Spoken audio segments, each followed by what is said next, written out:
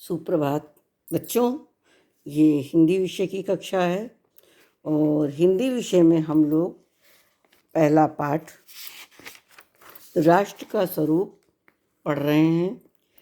राष्ट्र के स्वरूप में ये बताया है कि राष्ट्र 3 तत्वों से मिलकर बना होता है: भूमि, जन और संस्कृति।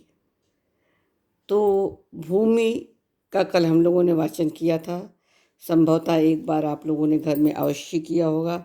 आज उसके दूसरे तत्व जन के बारे में हम लोग पढ़ेंगे और उसके बाद संस्कृति। ये पूरा होने के बाद हम इससे संबंधित प्रश्नोत्तर आपको समझाएंगे। देखिए, जन माने होता है लोग, यानी मनुष्य या जो भी प्राणी हैं वो लोग, जन। तो जो भूमि है, पहला तो राष्ट्र के स्वरूप में भूमि था, दूसरा जन, और मातृभूमि पर निवास करने वाले मनुष्य राष्ट्र का दूसरा अंग होते हैं। और पृथ्वी हो या मनुष्य ना हो तो राष्ट्र की कल्पना असंभव है।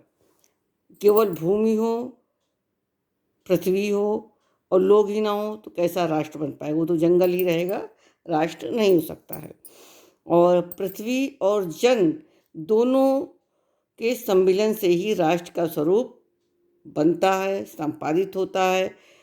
जन के कारण ही पृथ्वी मातृभूमि की संज्ञा प्राप्त करती है और पृथ्वी माता है, और सच्चे अर्थों में जो जन हैं वो पृथ्वी के लोग हैं। यह जन लोग जो होते हैं सच्चे अर्थों में पृथ्वी के पुत्र कहलाते हैं। देखिए, एक श्लोक में कहा गया है कि माता भूमि पुत्रो अहम पृथिव्या। माता भूमि है, भूमि जो है माता है, और मैं पृथ्वी का पुत्र हूँ। जन के हृदय में इस सूत्र का अनुभव ही राष्ट्रीयता की कुंजी है। इसी भावना से राष्ट्र निर्माण के अंकुर उत्पन्न होते हैं। यह भाव जब सशक्त रूप से में जागता है तब राष्ट्र निर्माण के स्वर वायुमंडल में भरने लगते हैं, और इस भाव के द्वारा ही मनुष्य पृथ्वी के साथ अपने सच्चे संबंध को प्राप्त करते हैं। जहाँ यह भाव नहीं है वहाँ जन और भूमि का संबंध अचेतन और जड़ बना रहता है।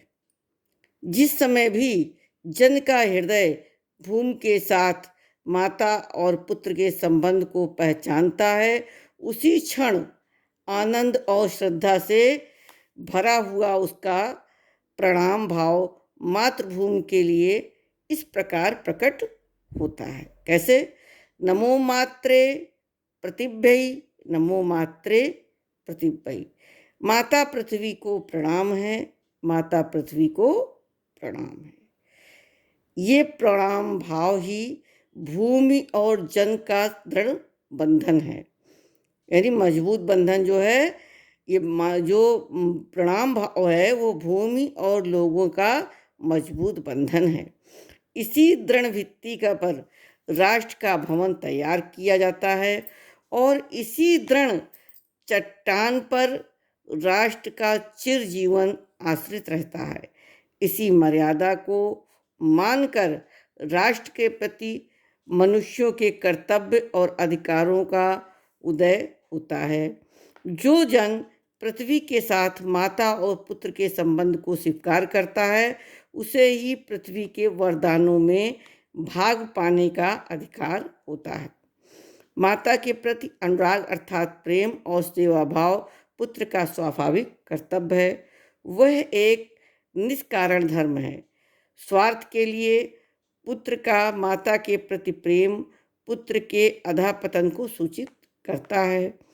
जो जन मातृभूमि के साथ अपना संबंध जोड़ना चाहता है उसे अपने कर्तव्यों के प्रति पहले ध्यान देना चाहिए।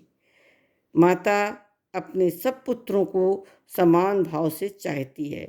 इसी प्रकार से पृथ्वी पर बसने वाले जन बराबर हैं।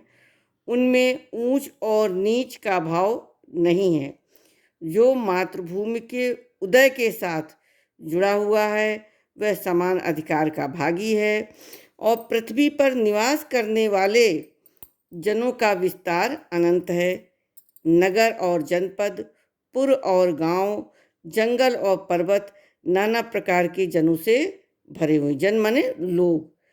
ये जन अनेक प्रकार के की भाषाएं बोलने वाले और अनेक धर्मों को मानने वाले हैं, फिर भी ये मातृभूमि के पुत्र हैं और इस कारण उनका सौहार्द भाव अखंड है।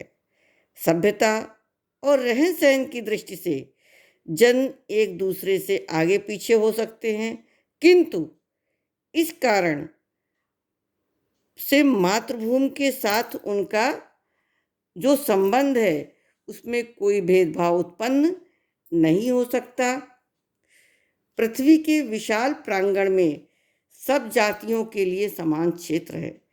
समन्वय के मार्ग से भरपूर प्रगति और उन्नति करने का सबको एक जैसा अधिकार है। किसी जन को पीछे छोड़कर राष्ट्र आगे नहीं बढ़ सकता। अतएव राष्ट्र के प्रत्येक अंग की सुध हमें लेनी होगी। राष्ट्र के शरीर के एक भाग में यदि अंधकार और निर्बलता का निवास है तो समग्र राष्ट्र का स्वास्थ्य उतने अंश में असमर्थ रहेगा। इस प्रकार समग्र राष्ट्र को जागरण और प्रगति की एक जैसी उदार भावना से संचालित होना चाहिए। जन का प्रवाह अनंत है। सहस्त्रों वर्षों से भूमि के साथ राष्ट्रीय जन ने तादात्म्य प्राप्त किया है। जब तक सूर्य की रश्मियाँ नित्य प्रातःकाल भुवन को अमृत से भर देती हैं, तब तक राष्ट्रीय जन का जीवन भी अमर है। इतिहास के अनेक उतार चढ़ाव पार करने के बाद भी राष्ट्र निवासी जन नई उठती लहरों के आगे बढ़ने के लिए अजर और अमर हैं। जन का संततवाही जीवन नदी के प्रवाह की तरह है, जिसमें कर्म और श्रम के द्वारा उत्थान के अनेक घाटों का निर्माण करना होता है। देखिए, ये हमने आपको आज राष्ट्र का जो स्वरूप है उसका दूसरा तत्व यानी जन, पहले कल भूमि पढ़ाया था, आज जन पढ़ा दिया और अगले क्लास में हम संस्कृति को पढ़ेंगे। एक बार आप लोग भी इसका वाचन करिएगा घर में। करने के बाद जब इसको भी पढ़ा लेंगे तो हम लोग अभ्यास प्रश्न प्रारंभ करेंगे और इसको समझेंगे। धन्यवाद बच्चों।